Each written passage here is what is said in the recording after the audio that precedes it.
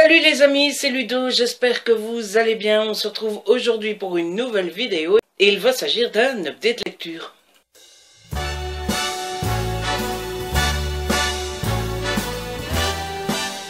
Comme d'habitude, vous le savez maintenant, vous voyez la source de lumière là, ma petite lampe est allumée, il fait gris, je ne vous fais plus un discours, vous êtes au courant maintenant. On va commencer tout de suite, j'ai 4 livres à vous présenter, enfin 3,5 parce que j'en ai abandonné un, vous verrez ça. Et puis, avant de commencer, je voudrais vous faire signaler, mais normalement vous l'avez vu dans le titre, c'est un jour un petit peu particulier aujourd'hui puisqu'on fête le 25e update lecture et jeudi passé vous avez eu la 100e vidéo de la chaîne. Je ne vous l'ai pas signalé la semaine passée, mais je vous le signale maintenant, c'est extraordinaire, on s'amuse beaucoup. Et je vous avoue que quand j'ai commencé la chaîne, je n'aurais jamais cru faire autant aussi longtemps, donc voilà, je suis très heureux de ça et je suis très heureux que vous me suiviez depuis le début. Bref, on va commencer tout de suite. Petite précision, encore une fois, ce ne sont que des albums. On va commencer tout de suite avec Fin de ronde, écrit par Stephen King, évidemment donc aux éditions Albin Michel. Alors ce livre, je l'attendais tellement, mais alors tellement, vous pouvez pas savoir, tellement j'ai aimé Monsieur Mercedes et Carnet Noir, puisque c'est un 3e tome. Quand j'ai appris qu'il sortait, j'étais, mais alors, pressé, je le voulais absolument. Et d'ailleurs, je l'aurais pas reçu en service presse, je l'aurais acheté moi-même, parce que, franchement, voilà quoi. Donc quand je l'ai vu sur internet, je vous l'ai dit dans le book haul, j'ai eu peur parce que je trouvais la couverture hideuse. Et finalement, c'est en brillance, c'est mat, c'est tout lisse, etc. Donc en vrai, il fait beaucoup plus joli que sur internet.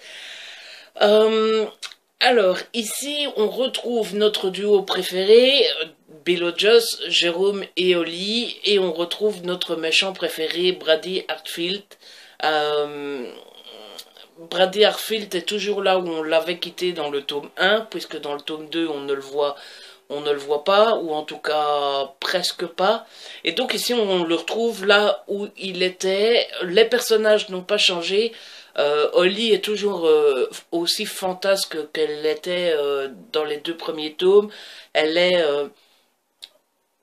Elle est toujours aussi, elle sort toujours des trucs de on ne sait où on se dit mais quelle est sa logique. On se demande parfois à quoi elle pense, etc. Mais c'est toujours aussi savoureux et aussi bien fait. Jérôme, lui, on le voit moins. Il joue un rôle plutôt important dans la 2e partie du roman, mais dans la première partie on ne le voit pas, ou en tout cas pas beaucoup, et ça c'était vraiment dommage parce que Jérôme est un des personnages du trio. Enfin, j'allais dire que j'aime beaucoup, je les aime bien tous les 3, mais je trouve que c'était pas pareil sans lui, donc j'aurais préféré qu'il soit un peu plus présent. Et puis Bill Hodges, lui, est fidèle à lui-même. Il veut aller jusqu'au bout. On voit qu'il est ancien flic. Une fois qu'il a une idée en tête, il ne veut pas décrocher. Malheureusement, il est quand même assez mal en point. Si je me souviens bien, il a 65 ou 70 ans, un truc comme ça. Donc il a vieilli et en plus, il se retrouve pas dans une forme et une santé olympique. Donc voilà, j'ai retrouvé le Joss qu'on connaissait bien, mais amoindri. Un petit peu malade, un petit peu pas bien, et c'était un petit peu bizarre de le voir comme ça quand même, parce que ben, j'avais l'habitude, moi, j'avais en tête le grand Hodges en forme et en pleine forme, et donc là ça m'a quand même fait un petit peu bizarre. Comme c'est un tome 3, je vous vois venir la question habituelle que tout le monde se pose tout le temps. Est-ce qu'il faut avoir lu les 2 premiers tomes pour lire ce tome-ci? Je suis tentée de vous répondre non. Je pense qu'il y a moyen de comprendre sans avoir lu les 2 premiers tomes. Maintenant, c'est vraiment dommage, je pense, parce que ça fait vraiment appel à d'anciennes choses qui se sont passées. Il y a beaucoup de références aux autres tomes, donc je trouverais ça dommage de rater une grande partie des détails parce qu'on n'a pas lu les 2 premiers tomes. Et puis surtout, une grande partie du plaisir qu'on prend avec ce tome-là, c'est que maintenant on est habitué, on connaît les personnages, on est attaché aux personnages. Et ben, c'est quelque chose que vous n'aurez pas si vous n'avez pas lu les 2 premiers tomes. Et autant ça fonctionnerait, je pense, autant ça serait dommage. Voilà. Donc moi, je vous conseille quand même de lire les 2 premiers tomes.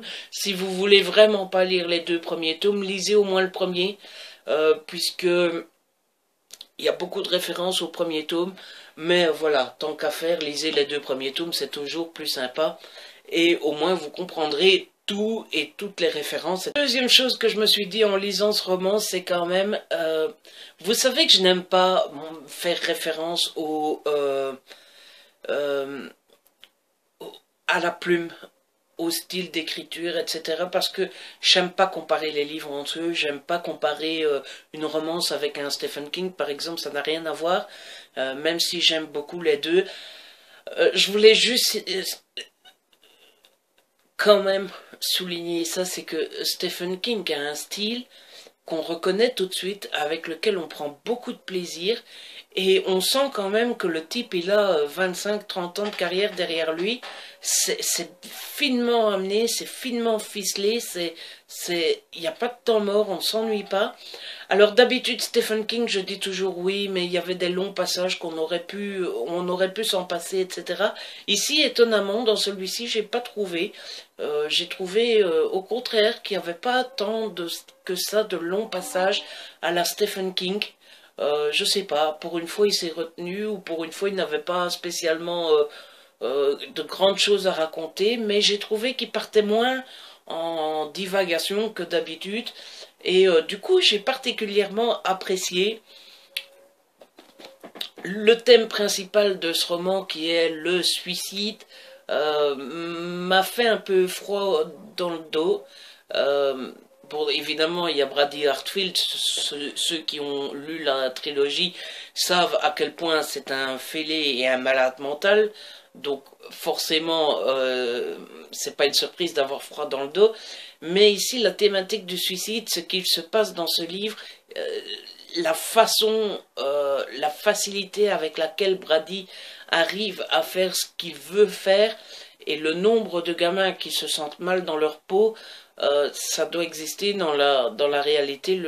Combien de gamins ne se sentent pas bien dans leur peau, combien de gamins malheureusement maintenant ne pensent pas au suicide au moins une fois dans sa vie, et je suppose que ça arrive à beaucoup de petits jeunes, et moi c'est quelque chose qui me touche toujours beaucoup, parce que oui, la vie est compliquée, mais la vie vaut la peine d'être vécue, et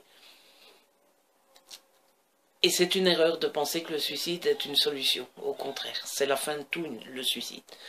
Donc voilà, moi quand il y a ce genre de thème dans un bouquin, ça me touche toujours beaucoup, et encore plus quand c'est Stephen King avec sa plume qui en parle. Puis la fin de ce roman est juste quelque chose d'extraordinaire. Il y a une de ces ambiances, il y a un de ces suspens. En plus, l'épilogue est divisé en 2 parties, parce que il y a cette nécessité à aller vite, parce que il y a quelque chose qui se passe et qu'il faut arrêter ça tout de suite. Et puis il y a de l'autre côté cette peur qu'on a pour notre trio, parce qu'évidemment on se demande s'ils vont s'en sortir, on se demande comment ils vont faire pour s'en sortir, etc. Donc c'est vraiment une fin qui n'est pas extrêmement longue, mais qui était très prenante pour moi, et qui m'a tenu en haleine, pas éveillé parce que c'était l'après-midi quand je l'ai fini, mais c'était vraiment une fin qui m'a marqué et que j'ai beaucoup aimé. Et puis il y a cet épilogue, je pense que on le voit venir pendant tout le roman, malheureusement, même si pendant tout le roman on a espoir, mais bon, voilà. Moi, ce petit épilogue m'a rendu un petit peu triste, voilà. Donc franchement, gros coup de cœur pour ce 3e tome, pour ce roman écrit par Stephen King. Et maintenant que la trilogie est finie, je crois qu'elle va quand même me manquer un petit peu, parce que j'ai pris beaucoup de plaisir, et j'espère que Stephen King continuera à s'attaquer aux policiers, Même s'il y a une petite partie, j'ai oublié de vous le préciser, il y a une petite partie fantastique dedans qui est incorporée dans le truc. D'ailleurs, je me demande comment j'ai fait pour oublier de vous en parler, parce que c'est quand même extraordinaire. Euh, oui, il y a une partie fantastique, mais... pardon. Il y a une partie fantastique, mais qui est très bien incorporée dans tout le reste et qui ne dérange pas plus que ça le roman. S'il aurait parti trop dans le fantastique, ça m'aurait sûrement dérangé, mais ici c'est pas le cas, donc voilà, c'était juste parfait. J'espère franchement que Stephen King va revenir au policier, parce que moi tout ce qui est fantastique et tout ça, c'est pas trop mon truc, même si j'ai déjà lu des fantastiques écrits par Stephen King. Mais là, dans le policier, je l'ai trouvé génial et j'ai hâte qu'il s'y remette. Ensuite, j'ai lu Le Sceau de l'Ange, écrit par Lisa Gardner, toujours chez Albin Michel, je vous l'ai dit. Alors, ce roman, j'avais très hâte de le lire, puisque j'avais adoré son précédent, qui s'appelait Famille Parfaite et qui était sorti fin 2015, il me semble. Donc, forcément, j'avais hâte de lire ce roman. Et je dois avouer que... j'ai pas été déçu, le mot aurait été un petit peu trop dur, mais je le trouve vachement en dessous de Famille Parfaite. Donc c'est l'histoire de Nicole qui a un accident de voiture et quand elle se réveille, la police et les ambulances sont là, etc. Elle est sauvée, elle n'a rien de grave. Et donc voilà, l'accident est fini jusqu'au moment, pardon, où Nicole se met à crier comme quoi elle a perdu sa fille, que sa fille était dans l'auto et qu'il faut absolument sauver sa fille. Les policiers se mettent à la recherche de cette petite fille et à un moment son mari arrive, Thomas je pense qu'il s'appelle, oui c'est ça n'est-ce pas, Thomas arrive et dit mais enfin on n'a jamais eu de fille, Véro n'existe pas. Et donc voilà, je trouvais ce thème extrêmement bien trouvé et c'était une super bonne idée. C'est le genre de roman que personnellement j'adore. Euh, et et j'étais excitée parce que je me disais, ah, ça c'est le genre de mystère qu'on adore. Qui est cette fameuse petite fille? Qui est-elle? D'où elle vient? Pourquoi est-ce que la mère ment? Ou pourquoi le père ment? Qu'est-ce qui se passe dans cette famille, etc. Donc j'étais vraiment très excitée de commencer ce roman. Et finalement, ben, c'est pas ça du tout. Alors je devrais peut-être pas vous le dire, mais je pense pas que c'est un secret, on l'apprend assez rapidement. C'est pas ça du tout, c'est autre chose. Et quand j'ai appris que c'était ce autre chose, je me suis dit, ah, bon, ça m'intéressait déjà vachement moins. Et après, je me suis dit, bah, pourquoi pas. Et malheureusement, j'ai eu beaucoup de mal avec la première partie de ce roman. C'est lent, on tourne en rond, on n'arrive pas à comprendre où on va. C'est une fois ça, c'est une fois ça, non, finalement, c'est ça. On aurait dit à certains moments que l'auteur ne savait pas où elle voulait aller. On aurait dit qu'en écrivant son bouquin, elle a changé d'avis 15 fois. Alors vous allez me dire, c'est positif parce qu'on se fait balader et, et on ne voit pas les choses venir. C'est peut-être comme ça qu'on devrait le prendre, ça n'a pas marché sur moi. À un moment, j'ai commencé à être frustrée et à me dire, bon, bah, tu te décides un petit peu, parce que là, ça commence à faire vraiment long. Et donc voilà, la première partie a été vraiment compliquée pour moi. Dans la deuxième, ça commence tout doucement à s'arranger. Le rythme prend petit à petit place. L'auteur a l'air de se décider enfin. On voit les choses arriver et on commence à se mettre à chercher des explications, etc. Mais voilà, le roman est vraiment découpé en deux. La première partie très brouillonne que j'ai pas du tout aimée. Et la deuxième assez sympathique avec beaucoup plus de rythme. Et donc ça s'est amélioré un petit peu. Comme d'habitude dans ce roman, pour moi les policiers, les vrais policiers, les vrais flics, la police ne doit pas aimer les romans policiers. À chaque fois on nous met des policiers à la con. Ici on a un couple, une femme et un homme. La femme est plutôt perspicace, assez intelligente, elle cherche un peu plus loin que le bout de son nez.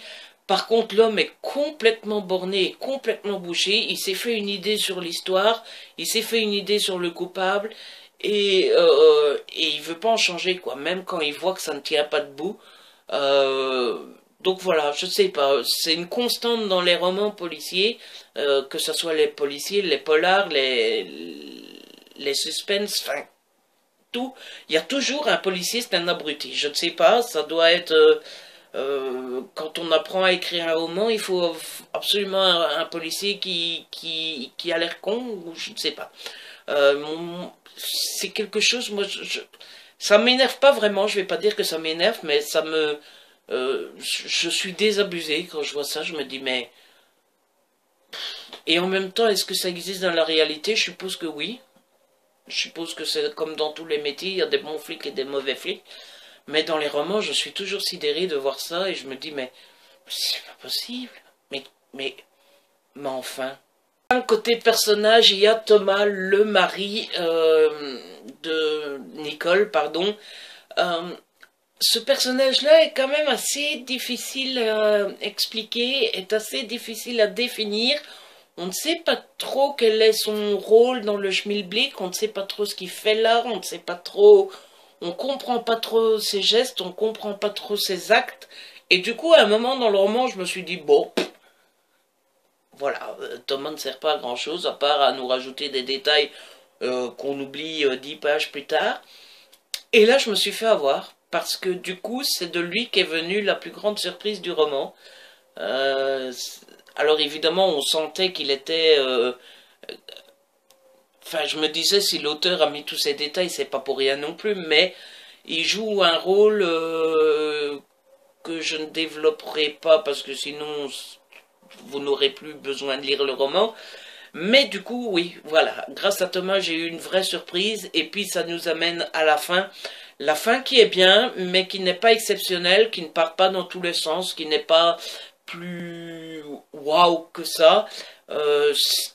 Par contre, tout est bien expliqué et tout fait sens finalement quand on finit le roman. Donc voilà, je sais pas trop quoi penser de ce roman. Est-ce qu'il vaut la peine d'être lu? Oui, je pense. Est-ce qu'il faut s'attendre à un grand truc exceptionnel? Non, je ne pense pas. Euh, Finalement, ce roman est le contraire de son dernier. Dans son dernier, j'avais adoré tout le roman, sauf la fin. Ici, j'ai bien aimé la fin, j'ai moins aimé le début. Donc voilà. À vous de vous faire votre propre avis. Ensuite, j'ai lu Asa Larsson, Tant que dure ta colère. Enfin, j'ai essayé de le lire parce que j'ai pas pu du tout aller jusqu'au bout. Je l'ai abandonné. Alors, je sais pas comment ça se fait, je ne sais pas ce qui a fait le coup. Pourtant, Asa Larsson, je l'avais beaucoup aimé pour son dernier roman, La Piste Noire. Et c'est la même héroïne que La Piste Noire, mais je sais pas. Je me suis vraiment ennuyée dans ce roman. Les personnages ne m'ont pas attiré plus que ça. On passe plus de temps à suivre le quotidien des policiers que l'enquête. Et quand je dis quotidien, c'est leurs petits soucis de n'importe quoi. Il y a des petits chapitres où j'ai pas tout bien compris. C'est la morte qui vient parler ou qui nous explique combien elle vit les choses ou je sais pas trop quoi. J'ai pas compris. Le meurtre au départ, c'est deux personnes qui font de la plongée pour aller voir un avion. On ne sait pas ce que cet avion fait là. On ne sait pas ce qu'ils font dans ce truc-là. Bref, c'est un gros loupé. Je me suis vraiment ennuyé. Je l'ai traîné pendant 2 semaines quand même et j'ai lu la moitié. Je pense que ça veut tout dire quand on traîne un livre 2 semaines comme ça. Alors, sauf si tu travailles ou que tu es occupé ou ça m'arrive. Mais pas quand tu as du temps à lire et pourtant tu le traînes pendant 2 semaines, ça veut bien dire quelque chose. C'est un vieux SP que je traîne depuis très longtemps, puisque j'ai décidé de rattraper mes SP en retard chez Albin Michel. C'est le cas pour celui-ci et pour le prochain. C'est un vieux SP qui traînait et j'aurais mieux fait de le laisser traîner. Au moins, tant qu'il traîne, je fais pas de la mauvaise presse. Donc voilà, je suis désolée, mais ça l'a pas du tout fait avec ce Asa Larsson. Je suis très étonnée parce que j'avais vraiment bien accroché à La Piste Noire la dernière fois. Et voilà, qu'est-ce que vous voulez que je vous dise? Et puis finalement, j'ai lu Message sans réponse de Patricia MacDonald, toujours chez Albin Michel, forcément. Alors celui-ci aussi, c'est encore un SP que j'avais en retard. Je m'y suis mis Et comment définir ce roman? C'est le moins qu'on puisse dire, c'est que c'est le genre de roman très linéaire, très calme, où il ne se passe pas grand-chose, où il n'y a pas voilà, il n'y a pas de grande scène. C'est très simple, finalement c'est le bas de la hiérarchie du policier. Voilà, c'est le plus simple du policier. Alors là, vous commencez à vous dire, oula, il est sévère, Ludo, dans sa critique. Pas du tout, en fait, parce que je vous ai pas dit, j'aimais pas ce genre de roman. Moi, ça ne me dérange pas, un policier tout bête, tout simple, qu'on lit en une après-midi, c'était pas le cas pour celui-ci, mais qu'on lit très rapidement. Je trouve que ça fait toujours du bien entre deux pavés. Vous avez vu ceux que je vous ai présentés avant, c'était quand même des gros livres quand même. Et donc moi je trouve qu'entre deux, ce genre de roman, ça fait du bien. Et j'aime assez bien ça. Ça permet de rester dans le domaine du policier, mais sans non plus nous prendre trop la tête. Alors ici c'est l'histoire d'Eden qui est une jeune femme et qui ne s'entend plus avec sa maman.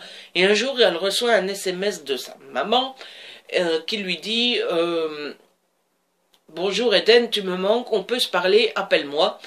Et Eden, comme elle s'entend plus avec sa maman, bah, elle décide de la zapper, de ne pas répondre, ou en tout cas de ne pas répondre tout de suite. Et le lendemain, elle apprend que sa mère s'est suicidée, qu'elle a tué son demi-frère et qu'elle s'est suicidée, et voilà. Et donc le thème de ce roman est forcément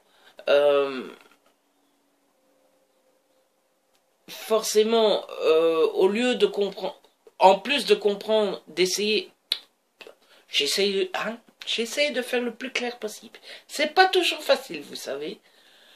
Et donc, en plus de comprendre, de vouloir comprendre ce qui s'est passé, etc., le thème de ce roman est à quel point est-ce qu'on connaît ses proches, et encore plus, forcément, quand on n'a pas de bonne relation avec elles. Moi, c'est un thème qui me plaît toujours beaucoup. Alors, évidemment, je m'entends bien avec mon père, mais j'aime bien me mettre dans ce genre de situation. Comment tu réagirais si demain tu apprenais que ton père s'est suicidé? Alors que tout va bien, alors que tu vis encore avec lui, alors que tu le vois tous les jours, tu sais tout ce qu'il fait, etc. Et tout à coup, le lendemain, on te dit, bah, il s'est suicidé. Voilà. Et du coup, bah voilà, Eden ne croit pas que sa mère s'est suicidée, elle n'était pas en bon terme avec elle, mais elle la connaît bien, elle sait que ça allait, et que sa mère ne pourrait jamais faire ça. Euh, et, et elle va essayer de comprendre, elle va mener sa petite enquête, et ça va pas être facile. Moi j'ai beaucoup aimé ce thème, j'ai beaucoup aimé cette petite enquête, même s'il se passe pas grand chose. Mais évidemment tout le monde lui dit Eden, laisse tomber, ta mère s'est suicidée, fais-toi une raison, fais ton deuil. Et évidemment elle commence à se poser des questions, elle commence à se dire ben oui peut-être qu'il faut accepter, etc. Et moi, j'étais vraiment là en train de parler à mon livre. Non, n'abandonne pas, non, tu ne rêves pas, il faut continuer, il faut continuer. Évidemment, elle continue et je ne vous donnerai pas plus de détails, sinon ça ne sert plus à rien de lire le livre. Ah. Encore une fois, comme dans le Saut de l'Ange, les policiers dans ce roman sont des abrutis. Comme on dit chez moi, ce sont des zineke, de vrais zineke. Hein, mais qu'est-ce que c'est que cette histoire, une fois? Mais c'est pas possible. Mais c'est ni possible. Comment est-ce que tu veux que ça aille une fois? Hein? On se fait une idée sur le coupable et après on ne veut plus changer d'avis. Même quand on se rend compte que ça ne va ni. Non mais enfin. Ça ne va ni, hein, ça? Voilà. C'était la petite minute, je parle comme un baraki belge. Quoique baraki, c'est désobligeant. Non, pas du tout. C'est...